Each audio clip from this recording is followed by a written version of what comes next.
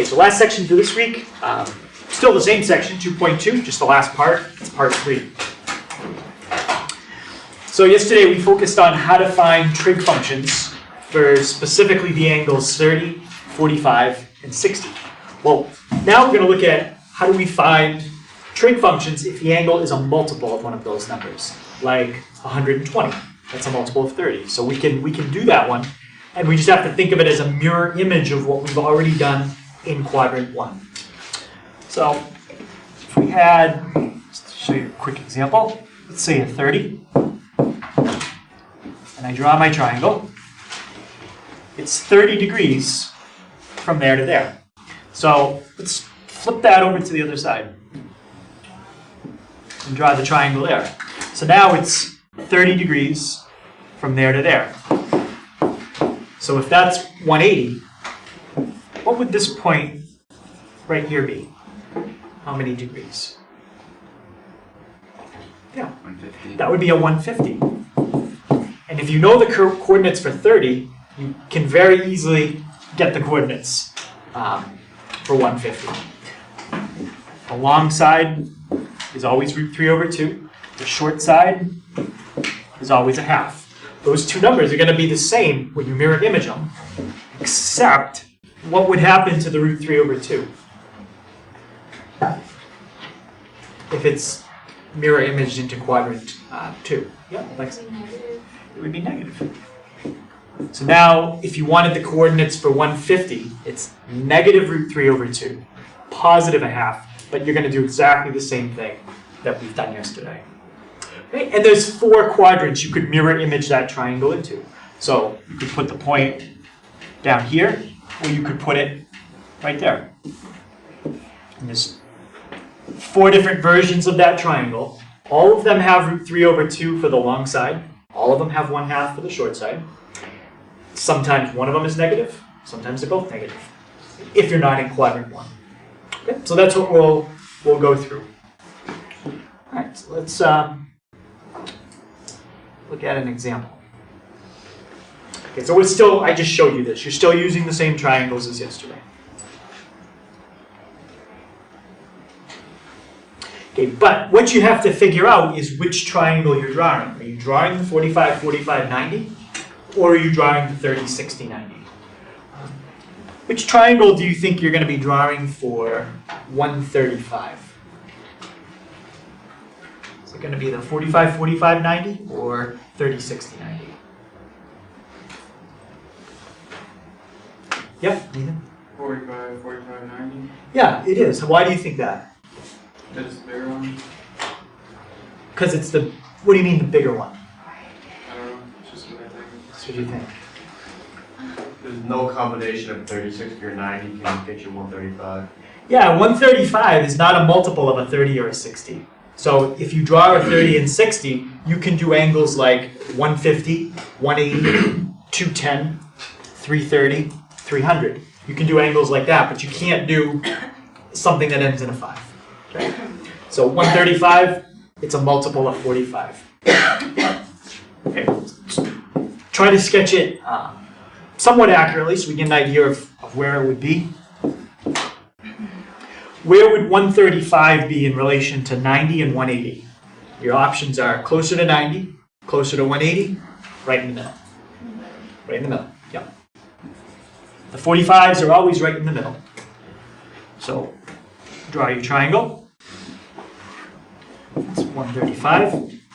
And now, if you're still not sure what triangle this is, how do we know it's the 45, 45, 90? You can think of it this way. From here to here, take 135 and subtract 90. That's a difference of 45 degrees. So if this part is 45 degrees, then so is this part. Because together, they make a 90. Right?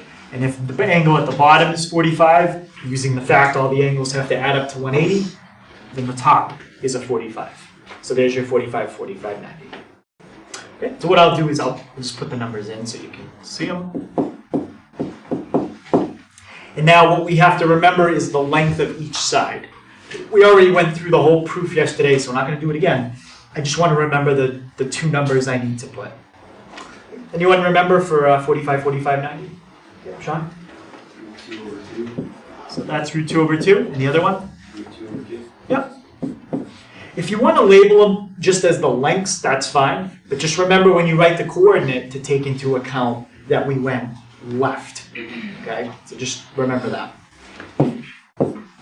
Okay, so now can someone give me my coordinate for 135? Yep. Negative root 2 over 2. Negative root 2 over 2. So he took into account that we went left and Root 2 over 2. we're still positive on the y because we went up. Other than that negative, nothing else is different from what we did yesterday. But now it's important, you can't mix x and y up. Like remember before I said that on a 45-degree angle, they're both positive. So if you mix them up, it wouldn't be a big deal. Now one's positive, one's negative. So don't mix them up. Right, so Brady, what would my sine be? Root 2 over 2. Yes, we're going to go with the y value. Abby, my cosine?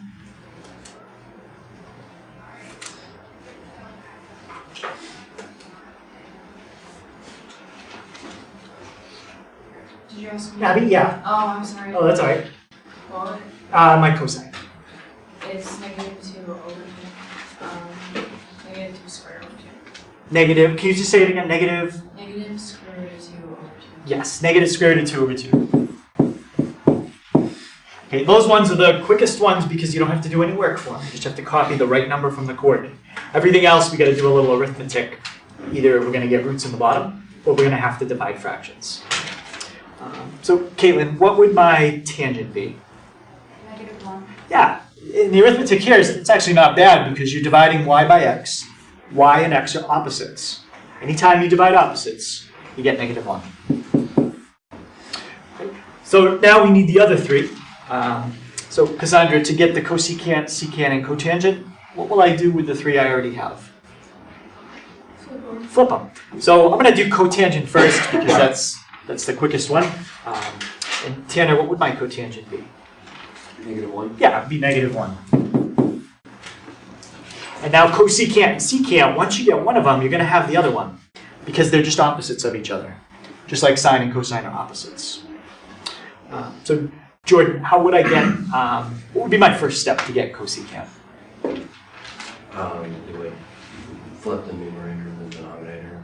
Okay, Fix so, them there. yep, and what would that turn into when you flip it?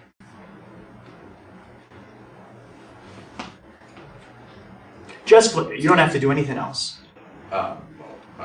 2 over square root 2. Yep, 2 over square root 2. And now I think we've done this several times. Anybody remember what 2 over root 2 turns into once you fix it? Square root of 2. Just the square root of 2. If you write that, that's fine. You don't have to show me the step where you multiply top and bottom by square root 2. I'm just assuming you can do that. Any question though on how you get the square root of 2? Okay, and now my secant. Lauren, what would that be? Negative square root of 2? Yeah, it's just the opposite, so negative square root of 2. Remember, opposite means you change it from positive to negative. Reciprocal means flip. They're not the same thing. Okay. Any questions on how we got the 6 trig functions for 135? Yeah, go ahead. Yeah, you can just go ahead. So help me God. All right, so that's the only problem today that I'm going to do all 6. Every other problem we do, it's going to be more like the test. I'm just going to ask you for one thing. Okay, so all I want to know here is the cosecant of pi over 4. All right, so what could you do first if you don't like the way that that's written? Yep. Degrees. Yeah, change it to degrees. Okay, if you don't want to, you can keep it in radians. That's fine. But if you're not sure the coordinate of pi over 4, let's just change it. So Ryan, what is that? Pi over 4. 180 over. You get it in degrees? Yeah, what is that when you change to degrees?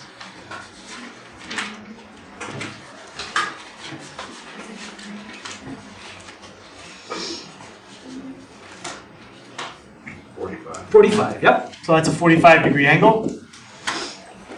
And now that's one, again, ends in a 5, so we know it's the number 45, so obviously it's a multiple of 45. So what's the coordinates for 45 degrees? Keep in mind you're in quadrant 1, so it's positive, positive. Yes? Root 2 over 2. 2 over 2, root 2 over 2. And all they want to know is the cosecant. So which one do we flip to get the cosecant? The x or the y? Yeah? The y. Flip the y. In this case, it doesn't really matter, but you should know which one to flip. So it's 2 over root 2. We just did that in the last one, somewhere. And it turns into root 2. And that's it. So 2 things I'd be looking for on the test. What's the coordinate? And then what's the answer? I'd be looking for the 2 things I circled, just like the worksheet. Questions on that? All right. Let's try sine 225.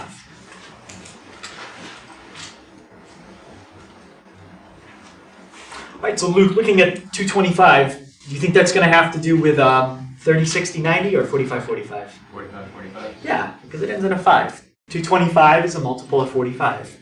It's 45 times 5. All right, so here's 180. Here's 270. The 45s are right in the middle. So 225, right there.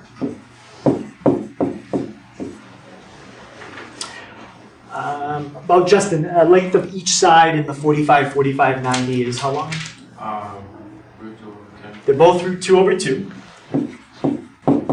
So that's root 2 over 2. That's root 2 over 2. But we're in the 3rd quadrant. So when I write the coordinate, both of those numbers are going to be negative. So here's my coordinate. And now the sine is the y value. So Carissa, what's my y value here? Negative square root of 2 over 2. So that's my x. Oh. That would be my x. So we want... Oh, yeah. Negative, so. Oh, you're right. I'm sorry. I forgot that one. So yeah, negative. They're both negative. I think I said make sure they're both negative, and I didn't write it. So you're right. So negative root 2 over 2. Thank you. Any questions why they're both negative? It's because you're in quadrant 3. If I had forgotten the negative, that's what we just did in the last problem. The problem before that. It's when we had the 135. Only one of them was negative. Okay, let's try cosine 7 pi over 4.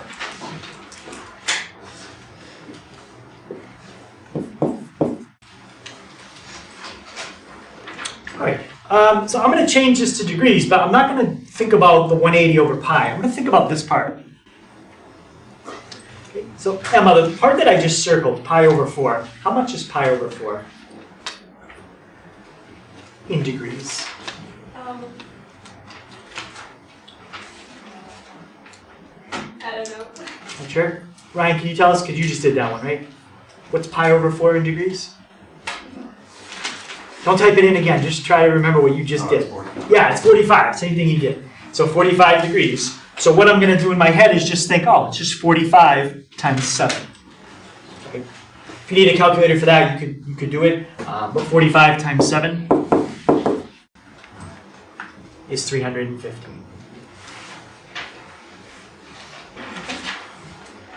So 315.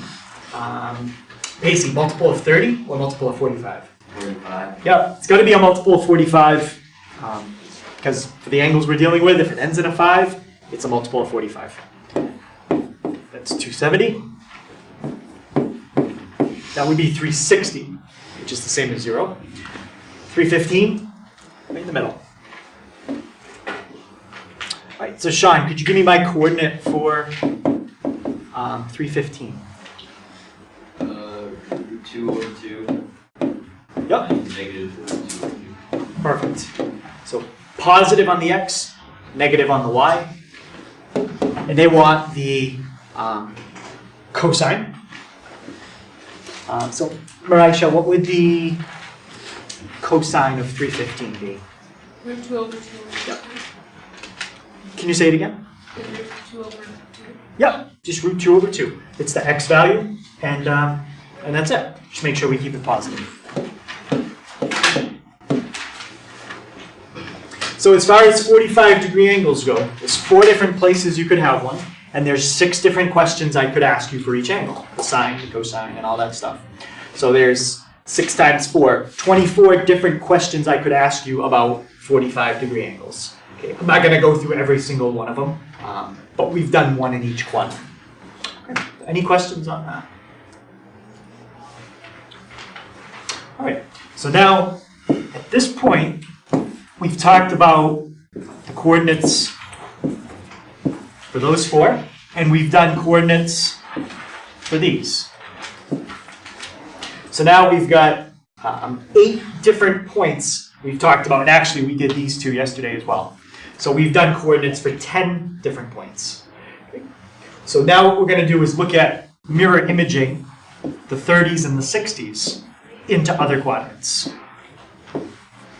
So when we're done, there's going to be 12 points in the quadrants, 4 points on the axes, okay, for a total of 16 different points that you can do on the unit circle. And that's going to be it. There's only 16 points that you can do.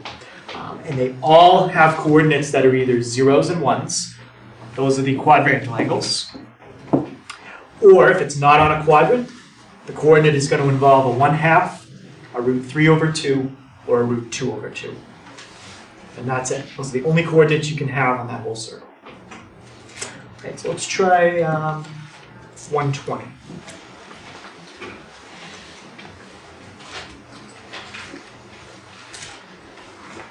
Okay, so Austin, if we're thinking about 120, is that a multiple of 30 or 45? 30. Yeah, it's 30. It's 30 times 4. So we've got 90. We've got 180. Now, when you have the multiple of 30, it's important you sketch it right because the x and the y aren't the same. Okay, they're only the same with a 45. So one of them is the 1/2, one is the root 3 over 2. We've got to get them in the right order. Okay, and the way we do that is look at 120. And when you sketch it, should 120 be closer to 90, closer to 180, or right in the middle?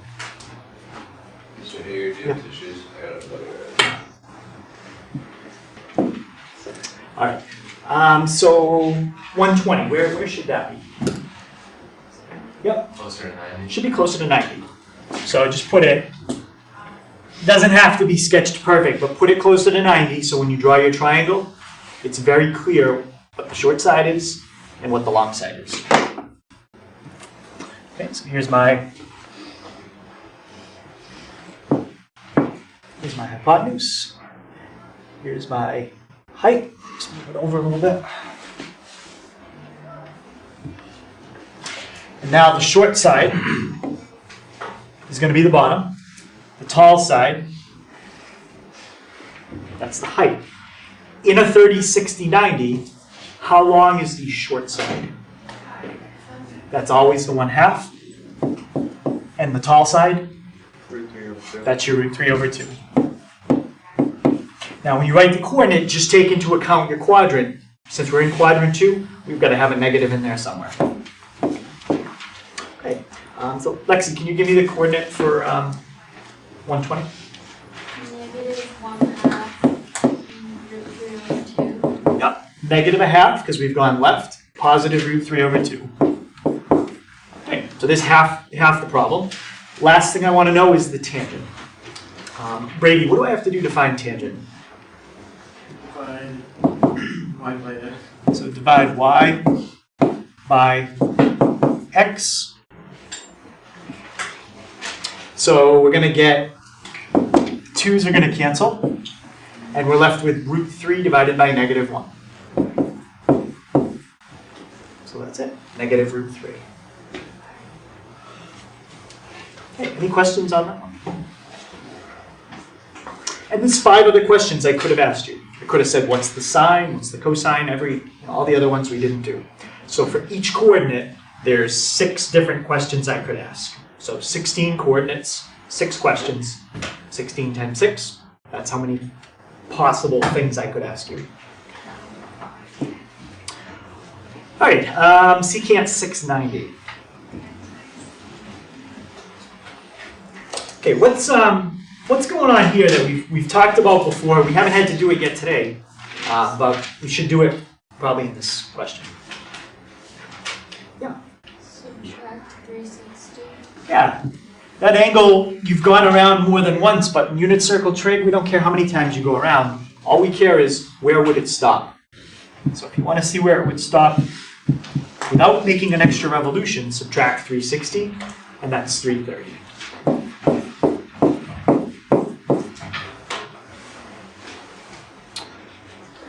Okay. It ends in a 0. So for the angles that we're dealing with, I know it's not a multiple of, it's not the 135, the 225, or the 315. So it's going to be in a quadrant, but it's going to be closer to one of the two axes. 270, 360.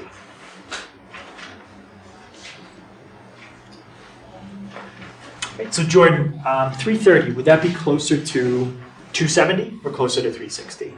360. Definitely closer to 360. So put your point. Make your triangle. Same thing we did last time. Short side is a half. Long side, root 3 over 2. Make sure you take into account you are in quadrant 4. So Sam, what would be my coordinate? Negative 3 over 2, negative 1/2. Can you say it again? Negative root 3 over 2, negative 1/2. All right, so negative. So if you put negative on root 3 over 2, that means we went left. Positive root 3. Positive root 3 over 2. But I do agree with the negative on the 1/2. Okay, so now we want secant. So Alan, what about secant? What do we flip to get that? The x. Flip the x. So we flip it. We get 2 over root 3, but then we need to fix it. And Ryan, can you fix that for me? 2 root 3 over 3. Yep, 2 root 3 over 3. There we go. Questions on that? Okay, so I think the sketch really helps to just figure out which one is the 1/2, which one is the root 3 over 2, without having to memorize the coordinates for all 16 points. It's kind of a lot to memorize, and it's not really worth it, because you can just make a sketch and figure out which one is which, and figure out which one is negative by the direction.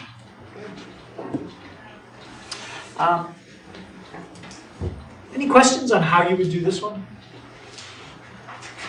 There's 2 things you should probably do before you start, like plugging into formulas and drawing it. What's one thing you might want to do with negative 7 pi over 6?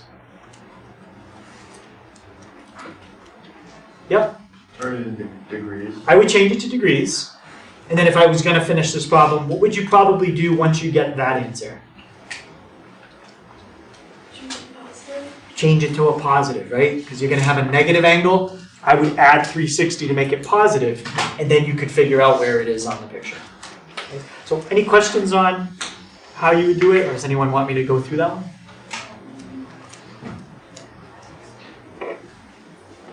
No? Okay. So that's a summary of everything we've done. If you look at it all at once, it's kind of confusing, but if you just focus on, the red triangles. The red triangles are all your root 2 over 2s. In quadrant 1, they're both positive. And you can see in quadrant 2, the x is negative. Quadrant 3, they're both negative. Quadrant 4, the y is negative.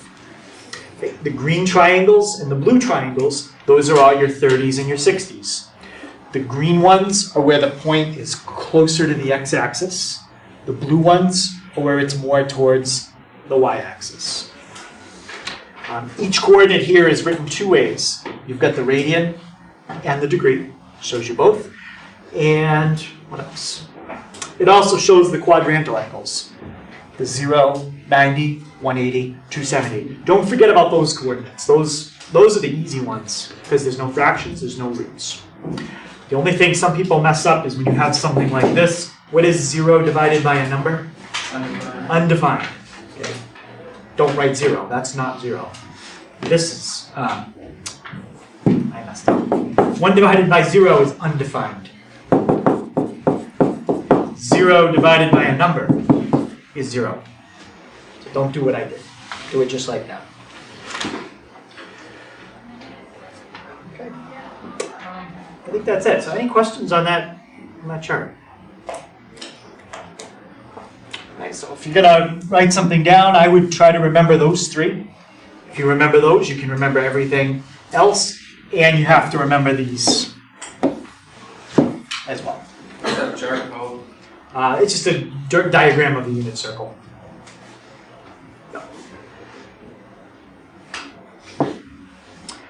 All right, so up until now, everything that we've done has been on the unit circle. Okay, so let's pretend that this represents our unit circle. I'm going to put it right there.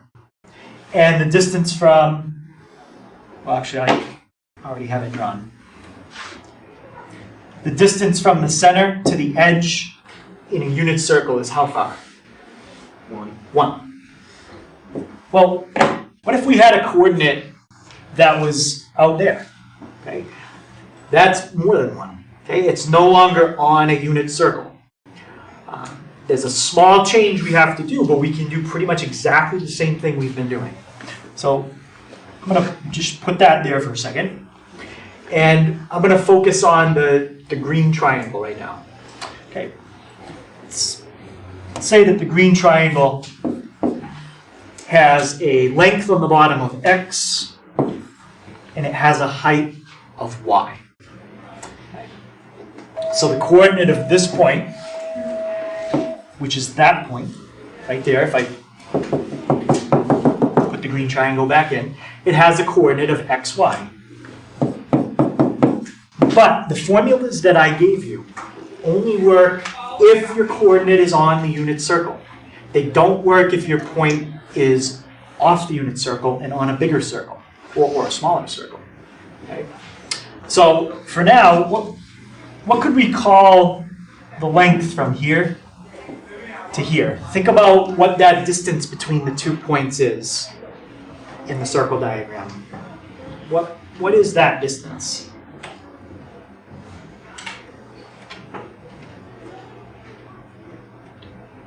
If you put that green triangle back inside the circle.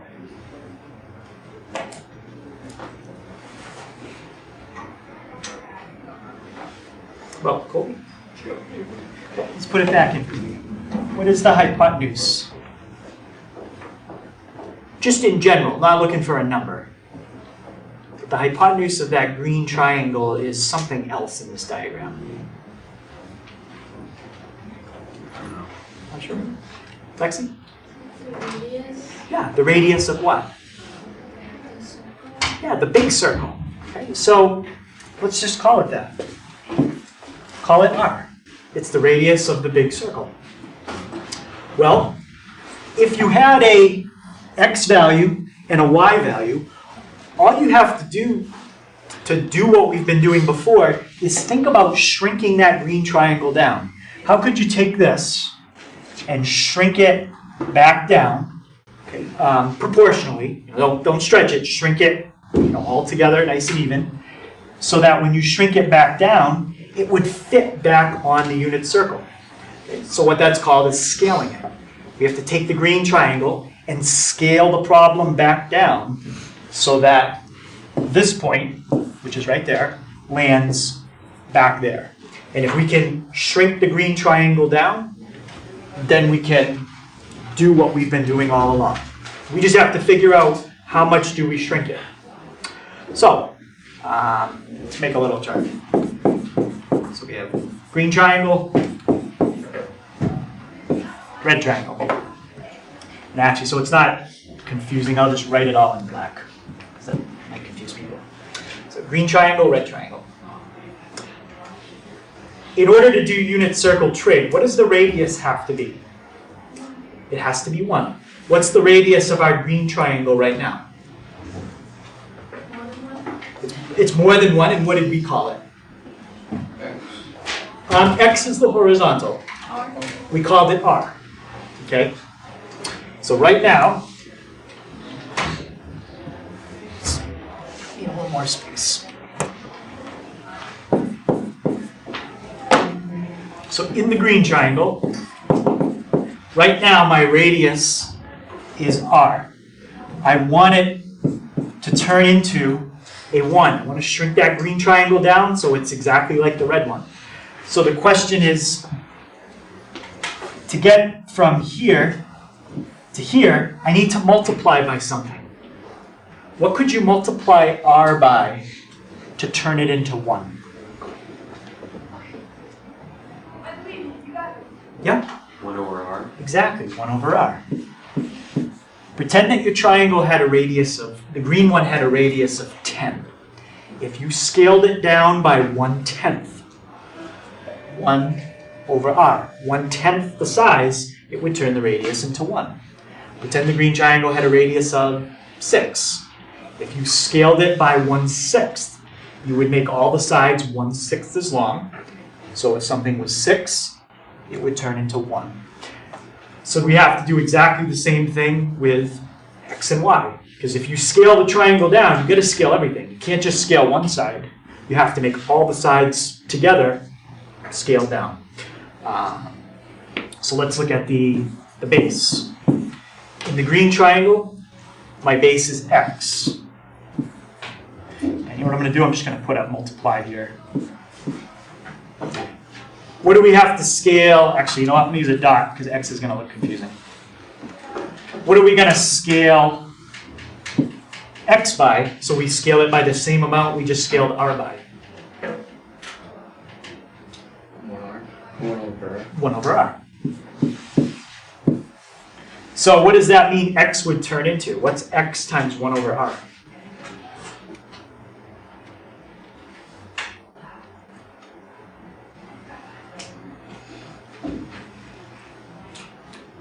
Lauren? X over R. Yeah, it's just X over R. So you scaled down the base, and we also have to scale down the height. We're shrinking that green triangle down so it fits on the unit circle again. On the green triangle, it's Y. What do we have to scale that by so it stays with everything else? Oh, yeah? 1 over r. Yep. To scale it by 1 over R. So that means Y would turn into what?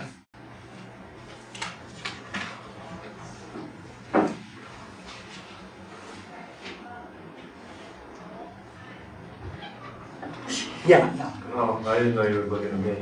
I don't know, y over r. Yeah, we turn into Y over R. So the key is what happens to X and Y, right? Because X and Y, those are your coordinates. So on the green triangle, the coordinate was X comma Y. If you scale that triangle down so it fits onto the unit circle, the coordinate turns into X over R, Y over R. That's the whole key. So now anywhere in your formulas that I gave you on Monday for unit circle, anywhere that you had an X in the formula, like in cosine, we're going to replace X with X over R. Anywhere you had a Y in the formula, we're going to replace Y with Y over R. So now I'm going to give you those formulas. So remember, sine was Y, but now we have to scale it if it's not on the unit circle. So it becomes Y over R. Cosine is X, but if X is not on the unit circle, you have to scale it. You scale it by 1 over the radius, and that would turn into X over R. Now, let's look at tangent before I show you what happens. Tangent was Y over X. So what did I just say Y turns into? Y over r. Y over R. And X is going to turn into X over r. X over R. What happens when you divide those two things? R's cancel. The r's cancel, and what are you left with? You're left with exactly the same thing, so tangent doesn't change. Tangent stays exactly the same. And now that you had the 3 on the left, what do you think you would do with each one of them to get the 3 on the right? Flip them, exactly. So your cosecant is r over y, your secant is r over x, and your cotangent is x over y. And those are what you call, those are the real formulas for unit circle trig. Now, I'm going to do something. I want you to keep what you have in your notes right now. Just watch me do something, and I'm going to ask you a question about it. I'm going to change all the r's to 1s. Okay? Don't you do that, just watch me do it. I change all the r's to 1s.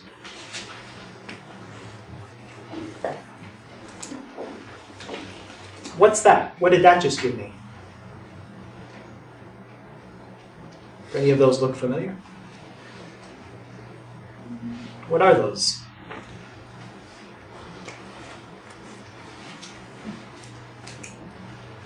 Oh, Jordan?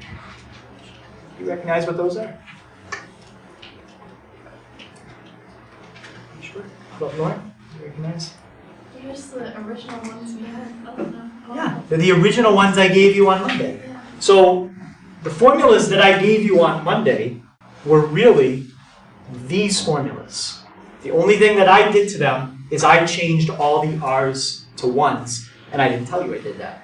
You didn't need to know that, because I said we're on a unit circle, the radius is always 1, you didn't have to think about it. Now, if the radius isn't 1, you just fill in whatever it is. If it's 1, go back to what you had on Monday. If it's not 1, fill in the radius. Okay? All right, so let's try a problem with this. So r, in case I didn't mention that, r is the radius of the circle.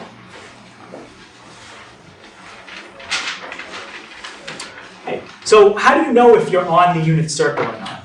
Well, just think about it kind of logically. There's your unit circle, right there.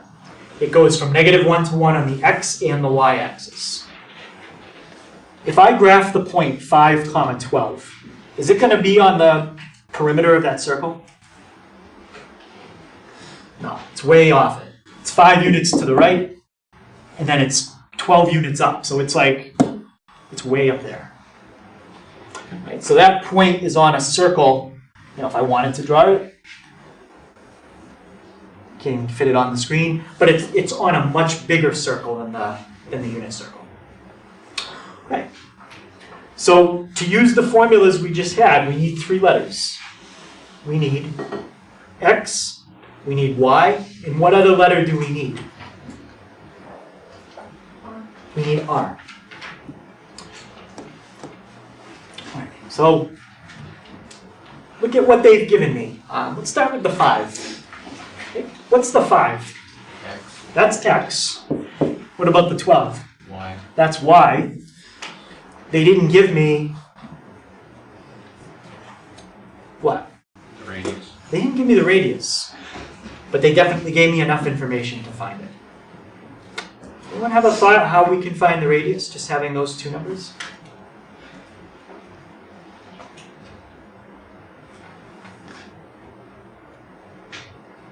Yeah? To make a triangle and then find the missing side. All right, so we're going to make a triangle and find the missing side. Just roughly, we've gone right 5, up 12. So I'm going to say it's somewhere right there. Okay, not to scale. So here's our triangle. We went right 5, up 12. How do we find the missing side, which is the radius? Yeah. Pythagorean theorem. So the Pythagorean theorem will give you the missing side, and this is a Pythagorean triple, which means all the sides come out with no fractions, 5, 12, 13. So if you did Pythagorean theorem, you would get 13 as your radius. All right, So now we've got x, we've got y, and we've got r. Okay, so fill them in to our formulas. Brady, can you tell me what the sine would be? 12. Careful. What's our formula for sine? Oh, 12 and 6. Right, y over r. Exactly. So the sine is 12/13. What about the cosine? 5/13.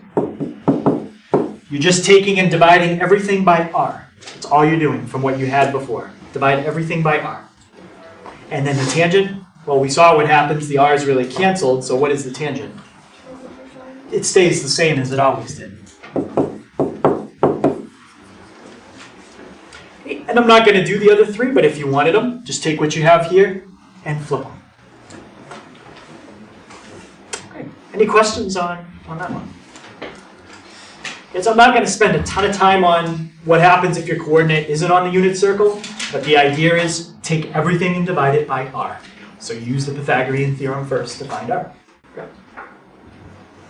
All right. So what happens if you don't have a 30 or a 45? Because in trig, a lot of times the angle is not always a nice number like that. For those problems, we're just going to type it into the calculator and see what we get. All right, so we'll just practice typing it in. And one thing that's going to be important is changing the mode. Because sometimes you might have a problem in degrees, but then sometimes you might have one in radians. Which mode is this one in? Is this a degree problem or a radian problem? And how do you know? Well, Ben? Degrees. Yeah, how do you know? Yeah, it has the degree symbol. If we get to 1, we'll do 1 in a minute. If it doesn't, then you know you're in radians. All right, so first step, take your calculator. My calculator is in radians right now. So on a calculator like this, you press mode, and then you just change it to degree by hitting enter. If you have a scientific calculator, like the blue ones, there's a button, I think it's in the upper left that says DRG. If you press DRG, you'll get choices, degrees, radians, and gradients. We don't use gradients, but then you can use the arrows and pick either degrees or radians. Okay, if you can't find it, if you have like a different model, let me know and I'll try to come by and help you after. Okay, but once you're in the right mode, just type it in. Sine 18, and that's it, 0.309. Okay, anyone that tried that, did you get 0.309? Okay, good. Okay, so that's sine of 18. All right, let's try cosine 356. Tanner, first of all, is this degrees or radians? Degrees. Yep, it's got the degree symbol. I'm already in degrees from the last problem, so that's good. And if you're double checking, making sure you're doing it right, you should have gotten 0.998. Okay. Any questions on that one? All right, it's 0.998. Okay. This is one place people make a mistake on. What do I have to do first here? Convert the degrees. I could change it to degrees and then leave my calculator alone. Or what else could I do? That would be less work for me. Change your calculator to radians. Change my calculator to radians. I would do it that way because if you change this to degrees, you might make a mistake. If you do it correctly, then you could do it that way. But I'm just going to change to radians. Now my calculator says radians. Type it in. And I get negative 0.916. Okay. Any questions on that one?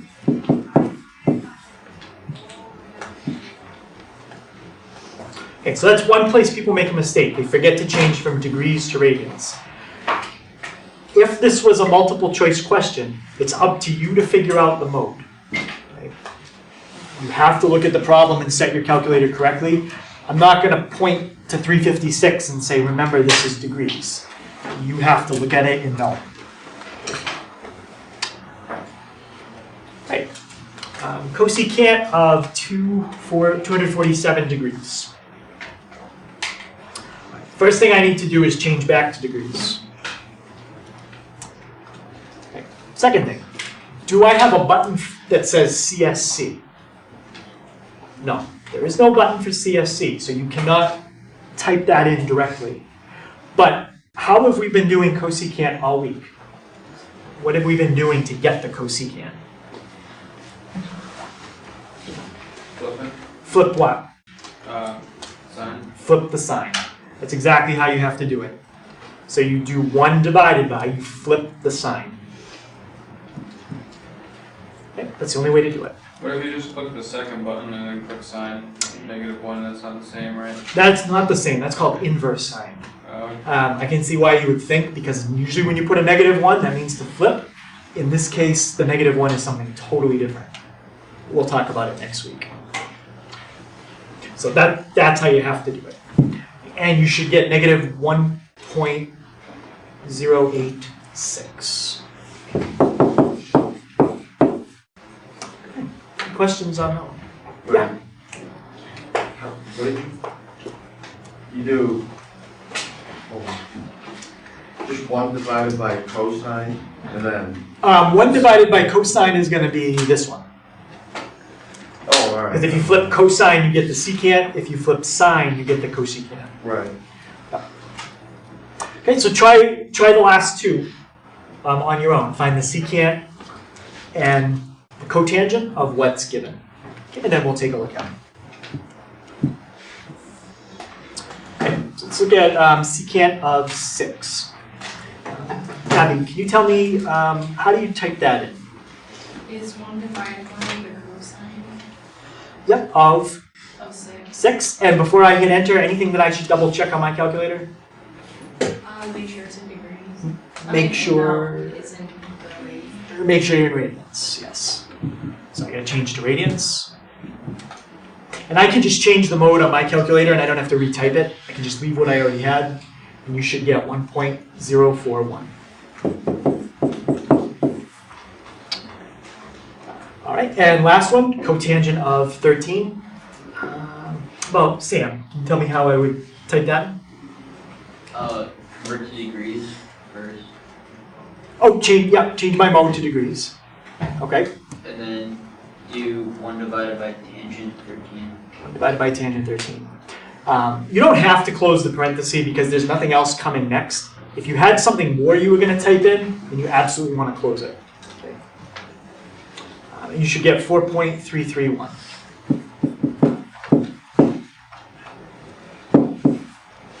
Okay, any questions on those last two?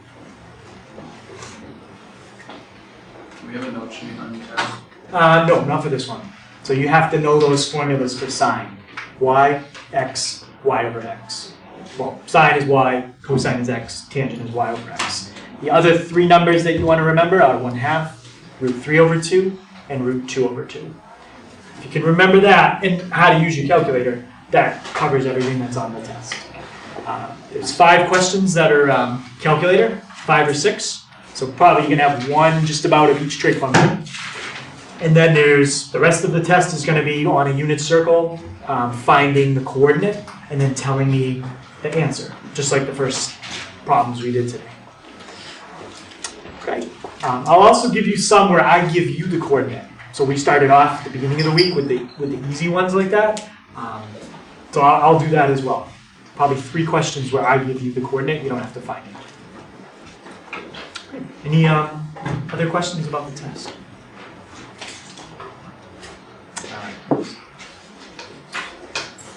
Okay, so you got about 20 minutes. So you can use the time to start the homework. If you have any questions, you can ask me. But I will be after school today if anyone needs extra help. So it says 49 to 57, just the odds. 67 to 81 is all, and I think those are all calculator questions. So if you don't have a calculator, I would start with those in class. And then 83 and 84, I think You might need a calculator for those as well.